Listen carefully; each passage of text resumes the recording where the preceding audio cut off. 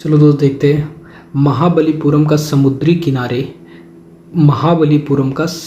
किनारे पर बना मंदिर, शोर मंदिर किस राजवंश काल में बना है। तो ये दोस्त पल्लव राजवंश में बना है। ठीक है, तो महाबलीपुरम जो कि तमिलनाडु में, ठीक है, वहाँ पर शोर मंदिर बना हुआ है। तो शोर मंदिर तमिलनाडु के महाबलीपुरम में स्थित है, याद रहे। ठीक, यहाँ बात करते खजुराहो मंदिर। तो खजुराहो चंदेल, देखो खजूर कब खाओगे आप, जब चंदा दोगे। ठीक है, तो खजूर कब मिलेगा आपको, जब चंदा दोगे, पैसा दोगे अर्थात। तो खजुराहो चंदेल राजवंश का हो जाएगा। कौन सा हिंदू धर्म का मंदिर भारत में नहीं है। तो सोमनाथ तो है गुजरात में, मीनाक्षी मदुरई में है। ठीक है, लिंगराज, अंकोर वाट, ये अंकोर वाट दोस्त नहीं है, ये कहाँ है, कंबोडिया में। ठीक है, तो अंकोर वाट कहाँ है, कंबोडिया में। आगे बात करते हैं नौलखा मंदिर किस वंश द्वारा निर्मित कराया गया है। तो ये सोलंकी वंश द्वारा निर्मित कराया गया है दोस्त। ठीक, यहाँ मीनाक्षी मंदिर मदुरई में है। शिव को समर्पित कंदरिया महादेव, ठीक है, शिव को समर्पित कंदरिया महादेव का मंदिर का निर्माण किसने कराया है। तो ये दोस्त चंदेल शासकों ने करवाया है। ठीक, तो कंदरिया महादेव कौन हो जाएंगे, चंदेल शासकों ने करवाया है। यह कह रहा है कोराड़ का सूर्य मंदिर किसने बनवाया है। तो नरसिंह देव प्रथम ने बनवाया। ठीक है, उड़ीसा में है। ठीक, कोराड़ का सूर्य मंदिर जिसे ब्लैक पैगोडा भी कहते हैं, तो ये कोराड़ का सूर्य मंदिर नरसिंह देव प्रथम ने बनाया है।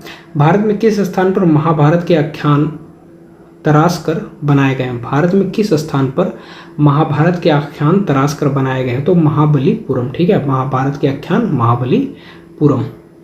अच्छा, ये कह रहा है कोराड़ का सूर्य मंदिर उड़ीसा राज्य के जगन्नाथपुरी में, पुरी से 26 किलोमीटर दूर उत्तर पूर्व कोण पर समुद्र तट के किनारे है, जिसकी तुलना करना संभवतः विश्व में मुश्किल है। इसे गंग वंश के सामंत नरसिंह देव ने बनवाया था। इसे ब्लैक पगोड़ा के नाम से भी जानते हैं। ठीक है भाई, आगे हो गया।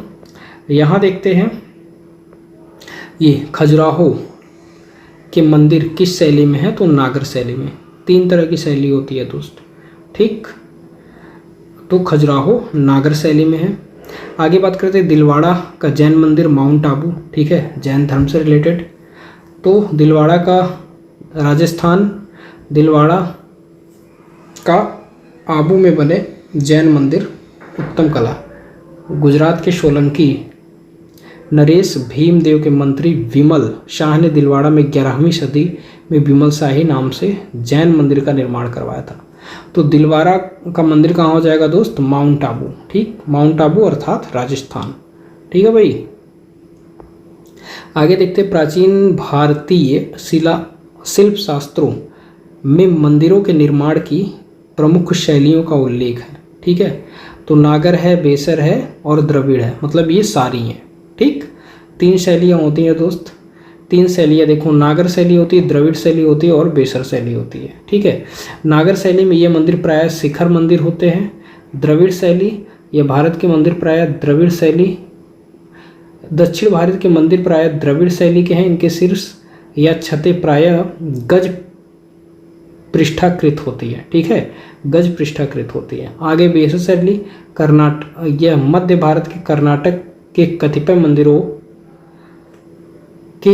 मंदिरों में प्रायः उत्तरी तथा दक्षिणी दोनों शैलियों के समन्वित रूप कर्नाटक पट्टकल चालुक्य मंदिरों में प्रायः बेसर शैली के माने जा सकते हैं। ठीक, कुमाऊं का प्रसिद्ध महामृत्युंजय मंदिर कहाँ है। तो कुमाऊं का प्रसिद्ध महामृत्युंजय मंदिर दोस्त कहाँ है, जागेश्वर। तो महामृत्युंजय ये क्या है, शिव को जगाने वाला मंत्र है, जागेश्वर। ठीक है, महामृत्युंजय जगाने वाला मंत्र, याद रखिएगा। खजुराहो नागर शैली हो गई। यहाँ दिलवाड़ा माउंट आबू राजस्थान बताया आपको। आगे देखिए जहाज महल मांडू में, शोक मंदिर महाबलीपुरम, तेली का मंदिर ग्वालियर में है और शाह हमदान श्रीनगर जम्मू कश्मीर में। ठीक है भाई,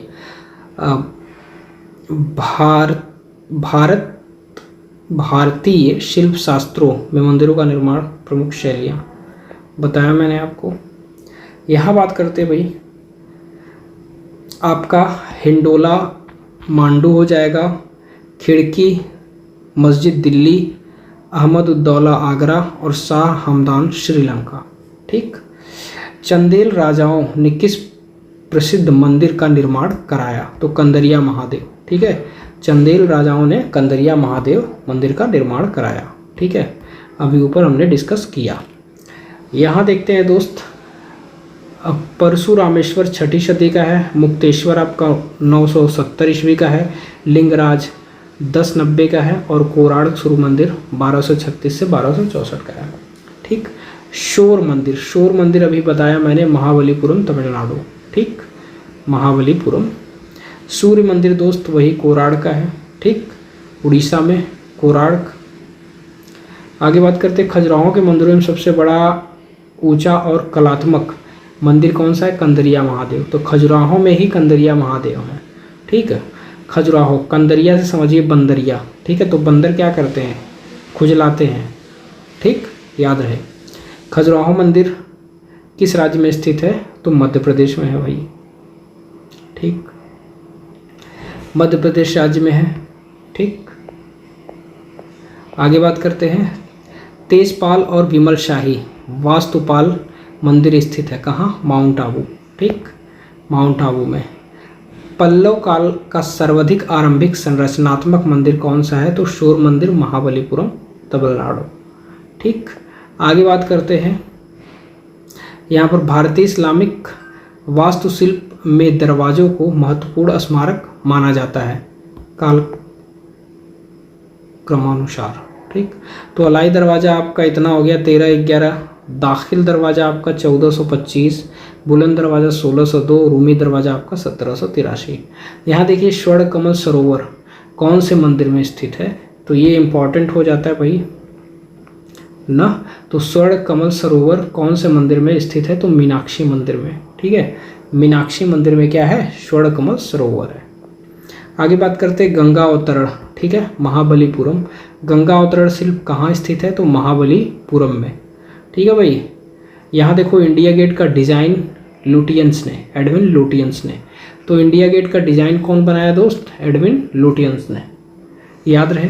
देखिए कह रहे हैं इंडिया गेट का डिज़ाइन लुटियंस ने तैयार किया।